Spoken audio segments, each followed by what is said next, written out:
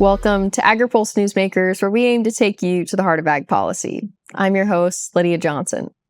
This week, we're joined by Mississippi Senator Cindy Hyde-Smith, who will discuss the Senate Ag Committee's reconciliation text, the Make America Healthy Again Commission report, and trade. But first, here's this week's headlines. Ag Secretary Brooke Rollins signed 3 new waivers allowing Arkansas, Utah, and Idaho to restrict SNAP purchases of soda. This brings the number of states with waivers to 6, with Indiana, Iowa, and Nebraska already having waiver requests approved. Applications from 7 additional states remain under review at USDA. During the signing in Rollins' office, Health and Human Services Secretary Robert F. Kennedy Jr. also hinted he hopes to expand state SNAP waivers to limit purchases of ultra-processed foods. President Trump and his cabinet officials say they've struck a deal on tariffs with Chinese officials. Commerce Secretary Howard Lutnick, Treasury Secretary Scott Bessent, and U.S. Trade Representative Jameson Greer met with Chinese officials in London this week. Negotiating with their Chinese counterparts, the parties agreed to preserve the truce negotiated last month, keeping in place a 10% baseline tariff on imports from China, as well as 20% duties applied for China's role in the fentanyl crisis. China will maintain a 10% retaliatory tariff on U.S. imports. Lutnick said Chinese officials also agreed to work with the U.S. to examine opportunities to deepen trade in agriculture. Ag Secretary Brooke Rollins now has a right hand at USDA. Stephen Vaden, a judge on the Court of International Trade, was confirmed this week as Deputy Ag Secretary on a party line vote. He's returning to the Agriculture Department after serving as General Counsel during the first Trump administration. During his confirmation hearing before the Senate Ag Committee, Vaden said USDA would advocate for removing trade barriers to farm exports through the administration's broader tariff negotiations.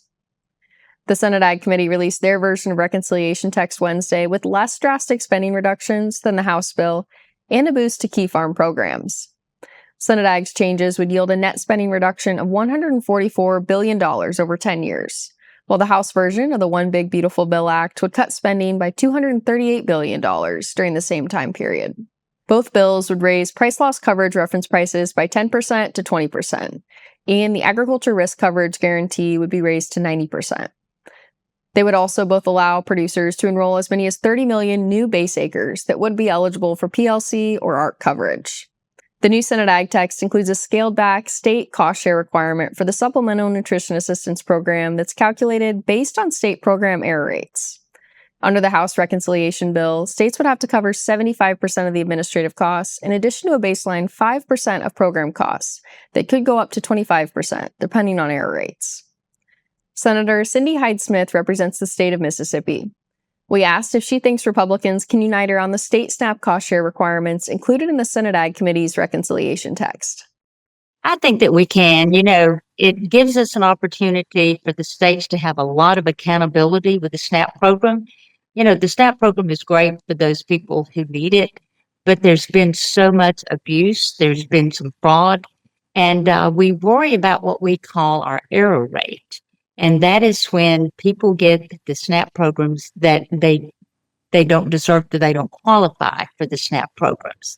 So we're looking at that. And if we get our error rate down anywhere 5% or below, we're not going to be penalized. So it's kind of a way to say, yeah, we want to make sure. And we have a while. We've got to 2028 to work on this, so it's not immediate.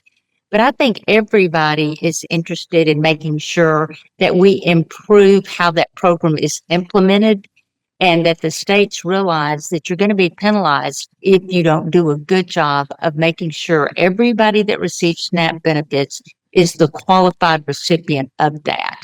So, I think anytime you have accountability for something that is as important as that, that's a big number. That's a lot of money. And so I'm pretty excited about that the states will have the opportunity to improve and make sure they're going to, or they're going to be penalized. The Senate Ag plan isn't going to cut as much as the House bill did. Can you sell this to the deficit hawks in the House and Senate who worry that the bill will add to the federal deficit?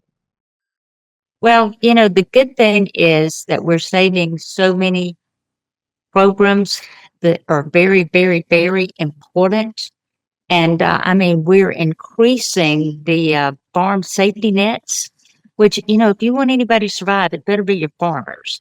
So we do have money in the farm safety net. I mean, over the next 10 years, we're looking at around $60 billion in the farm safety nets. So I think that the House was doing a great job. They sent over a good bill.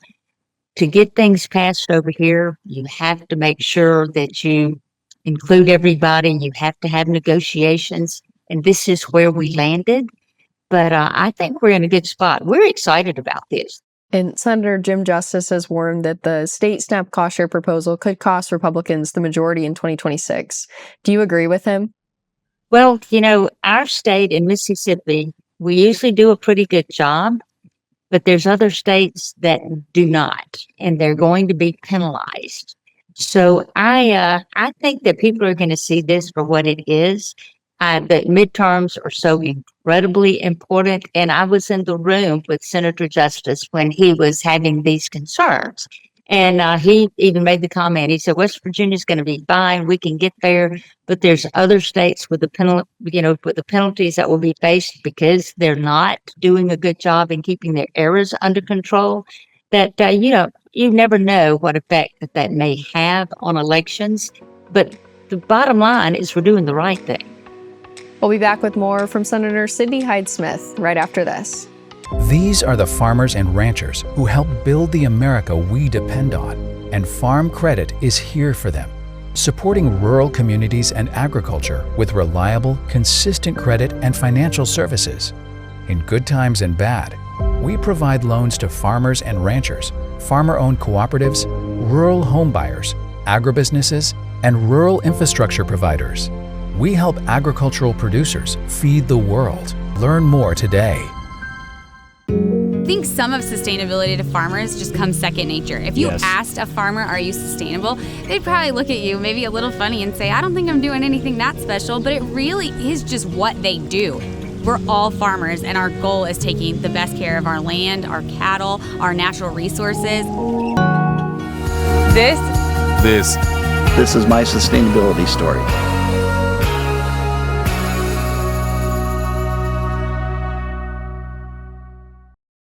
Welcome back. The Make America Healthy Again Commission report has raised a lot of questions among farm groups who had little input into its development. We asked Senator Cindy Hyde-Smith about her thoughts on the report and if she has concerns over its claims about pesticides. Oh, yes. The MAHA report came out, and so many groups, farmers groups, research groups, they were very upset that they didn't have any more input in it than they did. They just rolled it out. And of course, our secretary, Robert Kennedy, we've had conversations with him that, things that are proven safe, that the EPA has, for 50 years done research, we need those tools. The crops cannot fail. We cannot afford for crops to fail. We have worked so hard, put millions of dollars into research to have these tools available to us, and then to mention things in the MAHA report that could cause some type of confidence that's lost in consumers, I think is pretty unfair. So, we're having a lot of conversations about that, but we're continuing to fight for the ability to use safe, proven methods of raising crops to make sure that we can produce the agriculture products that the American people need. And you met with Secretary Kennedy earlier this week. Did he give you and your colleagues any reassurance about how the process could be different before that second MAHA report is released?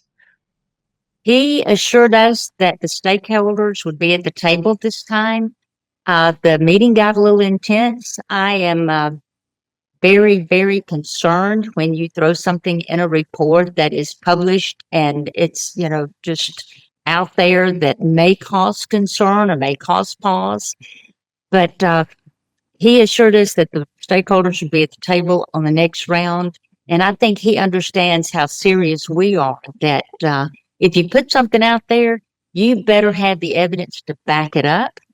And he just did not include that, which was concerning. But it was a pretty intense discussion. But my job here on the Ag Committee is to make sure that farmers have every benefit, every resource, every safety net that they can have. Because again, Failure is not an option. We've got to feed this country, and there's 2% of us that feed the other 98%. So when it comes to policy, when it comes to regulations, you bet we're in the center of that, and we want to get to a place that the farmers can do their jobs and have everything they need to do it without burdensome regulations or things being taken away that we've used through generations that helped us get to where we are. And the Trump administration is continuing to negotiate tariffs, but farmers likely won't feel the effect of those until harvest time. Are producers and those in farm countries still right to be concerned about a trade war? We're trying to get there. I think the president has used tariffs in a way that he understands. We just want a level playing field. We want to have the opportunity when we're competing with others that the United States is at the table. We have a level playing field, that when countries are subsidizing other things, that bringing products in, whether it's live animals, whether it's grains, the commodities that we have to compete against, that the U.S. farmer has a fair chance. The T word, the tariffs, have been brutal. No one said this was not going to be painful, but I really think we're trying to get to a place on the other side that we will benefit from this. But I tell you, it's a rough road right now. I'll be honest with you. Senator, thank you so much for joining us. We'll be right back with more of our panel discussion. But first, Andrew Haneke looks at the growing American ag trade deficit in this week's Ag by the Numbers. USDA has slightly raised its ag trade deficit projection to $49.5 billion for fiscal year 2025. This chart shows the updated projected ag trade deficit as well as the estimates for both imports and exports. As mentioned, the ag trade deficit is expected to grow to $49.5 billion, which is up $500 million from the deficit projected in February. This is also nearly $18 billion higher than last year's deficit. Ag exports are expected to total about $170.5 billion, but the estimate for imports has now risen to $220 billion, leading to the higher projected deficit.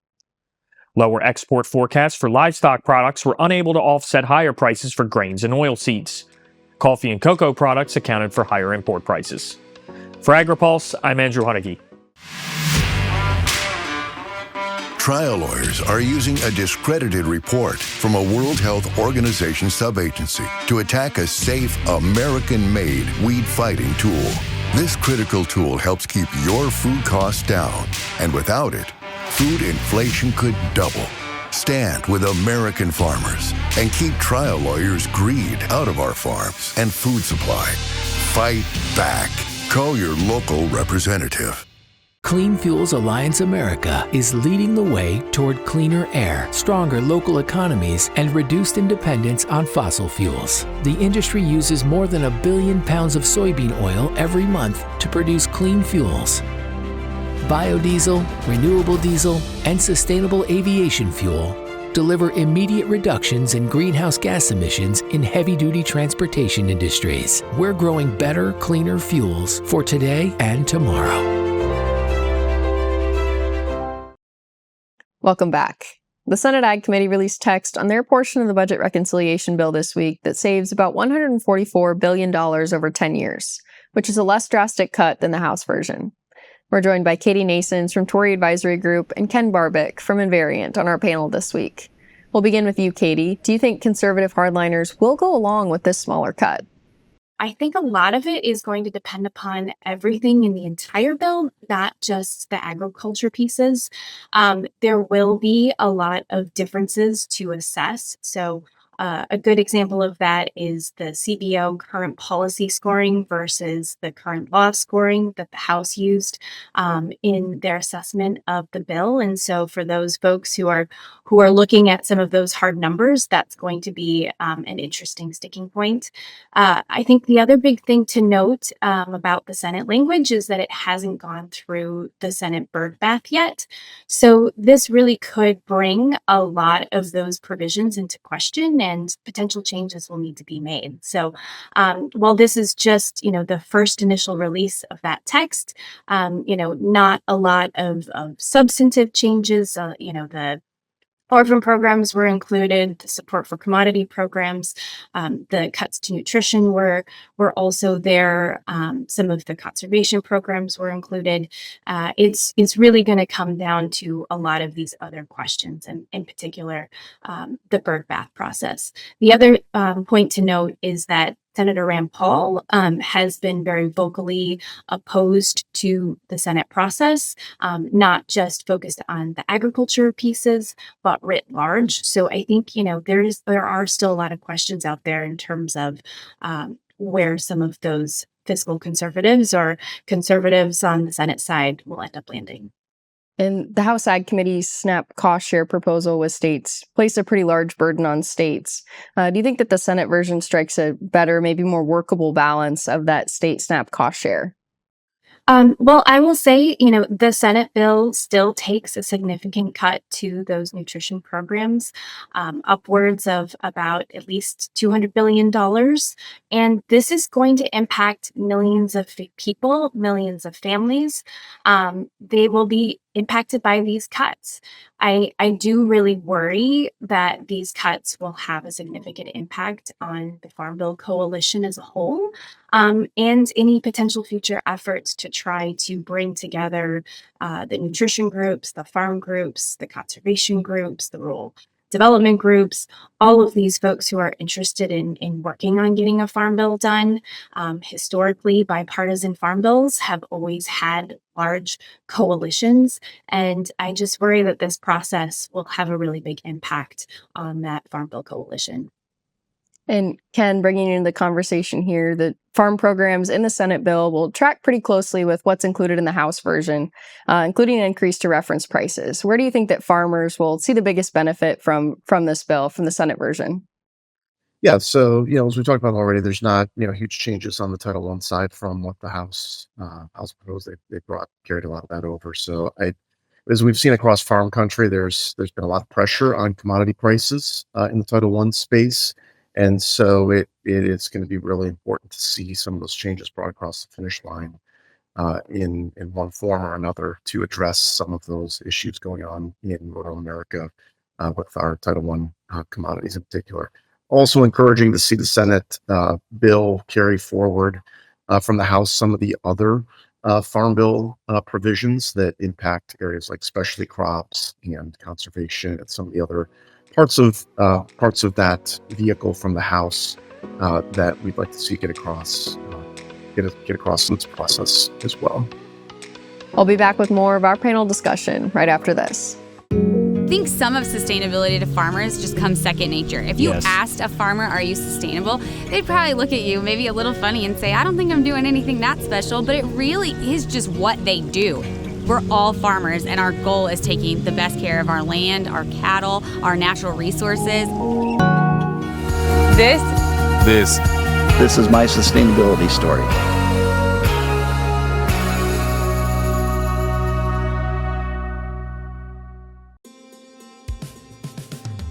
It's not as simple just to wake up one day and go, I want to be a conservation farmer. You're changing how your farming practice is done. You're changing your operation. Farm Credit supported John and Kelly Watley as they shifted to more sustainable farming, improving the environment where they farm and live. Learn more at farmcredit.com/climate. Welcome back. Many Farm Bill elements are being rolled into reconciliation. We asked Ken Barbic with Invariant about the chances for a complete Farm Bill to be passed in the future. Yeah, that's going to be a really interesting thing to watch over the course of this year. Chairman Thompson has indicated, a desire to continue moving on, kind of a farm bill that includes things that were not part of the reconciliation process. Where the dynamics play out from a bipartisan standpoint on moving something a lot of us are watching and looking to engage on. There is a lot of policy we all know that takes place in the Farm Bill beyond just the Title I issues and some of the money-related titles. There's a lot of policy in that 5-year Farm Bill that a lot of agriculture really cares about. And we're now, 7 years past the 2018 Farm Bill getting completed. One other item I would mention that, farmers are really watching this reconciliation process is the 45C provisions as well. Very critical, especially in the biofuel space, to see, some type of action taken to make those credits more workable and also give more certainty long term on that front. So that's going to have, a significant impact to see those move forward in this process as well. And Katie, the Make America Healthy Again movement continues to gain traction as more states apply for waivers to restrict purchases on candy and soda. I'm wondering, I want your take on how do these waivers change the SNAP program administration at the state level?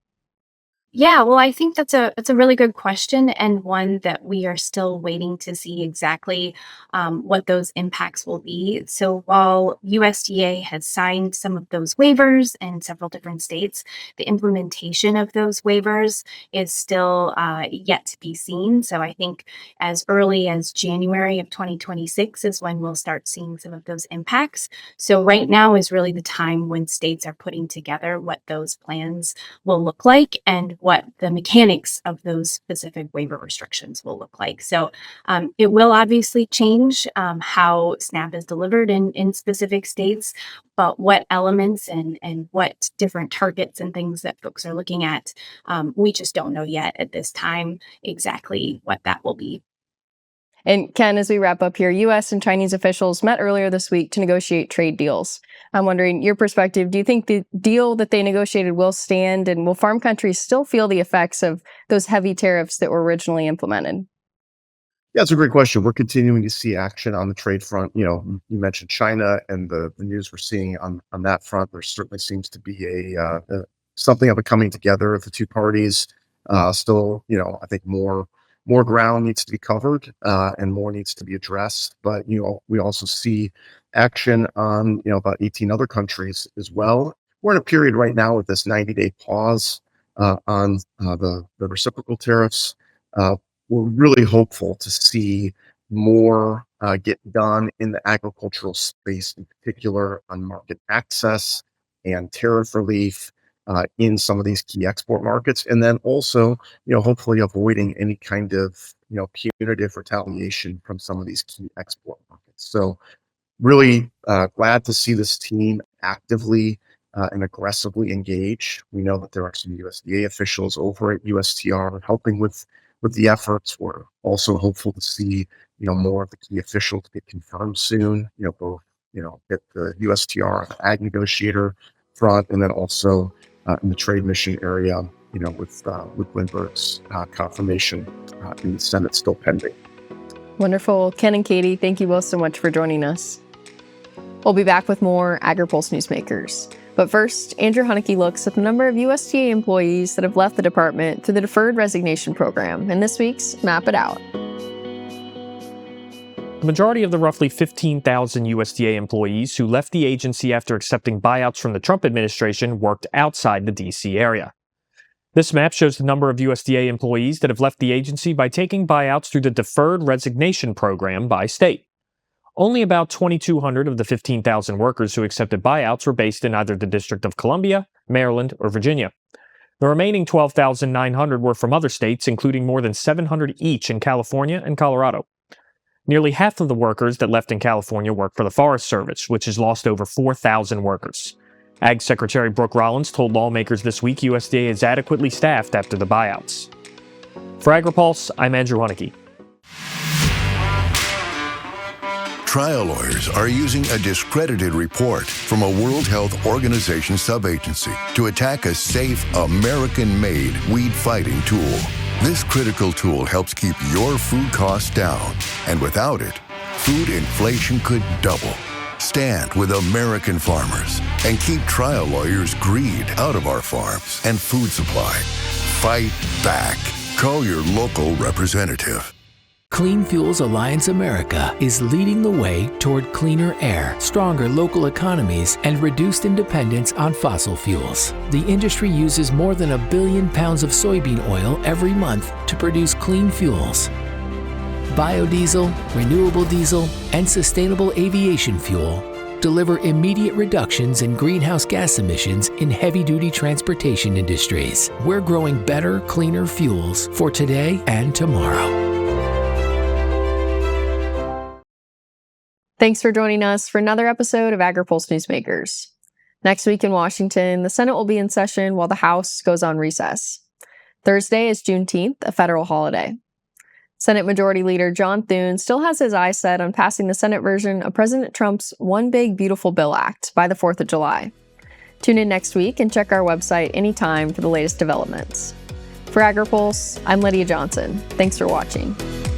Newsmakers is a production of Agri-Pulse Communications. You can also find our new content on YouTube and wherever you get your podcasts. And don't forget to follow Agri-Pulse and our correspondents on social media to get breaking news and more. For agriculture, trade, food, environment, and regulatory news, your source is agripulse.com.